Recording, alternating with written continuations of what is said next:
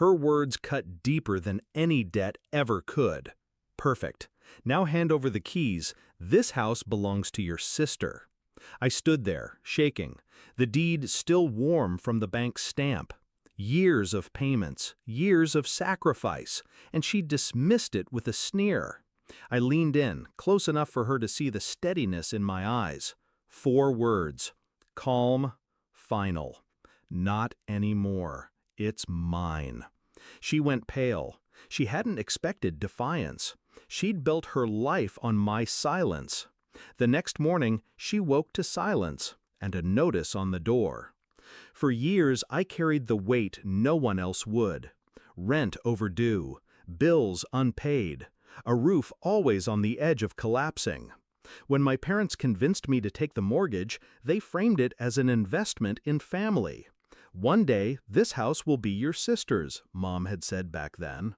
I thought it was a joke, a slip of the tongue. But I signed the papers. I paid the $7,500 note every month, scraping together shifts, swallowing pride, forfeiting vacations, friendships, even love. I thought I was building security. For us, for them, for me. But in my mother's eyes, it was never mine. I was just a tool. The hints came slowly. My sister touring the house like she owned it. My mother making comments about where her furniture will go someday. One evening, I overheard them. "She really thinks it's hers? Let her pay it off. Then we'll make the switch." The laughter that followed was cold, sharp, the kind that buries itself in your chest and rots there. That was the moment I stopped being naive. I didn't fight. I didn't argue. I learned. I studied the mortgage papers. I examined the title deed. I spoke to lawyers in quiet offices where no one could see me. And I discovered the truth. My name, and only my name, was etched into every document. The house was mine, legally, irrevocably. And if they wanted to take it from me, they'd have to burn themselves in the process. So I stayed quiet. I paid the last installment. And when the final receipt slid across the counter into my hands, I knew my revenge was already complete. That night, when my mother demanded the keys for my sister, I gave her those 4 words and nothing more. Then I left her in the echo of her own arrogance. But silence wasn't enough. I needed finality. I filed a restraining order the next morning. Grounds: harassment, intimidation, attempted eviction without cause. With the help of my lawyer, I added locks, cameras, and security notices around the property.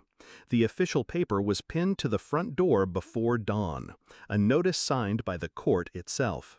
When she woke, expecting to stroll through my sister's house, she opened her eyes to find herself locked out instead.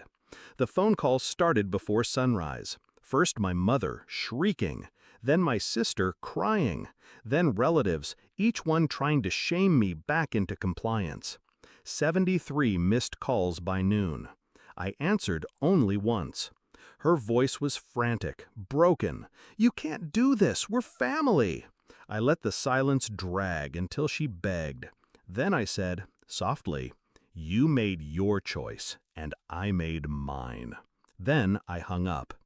The house is quiet now. For the first time, it feels like home. Mine. Every brick, every beam, every nail, paid for with my sweat, my years, my blood. They thought they could erase me, that loyalty meant servitude, that love meant surrender. But the notice on the door remains as proof. This house doesn't belong to my sister. It never did. It belongs to me. And the silence they wake up to now, that's justice.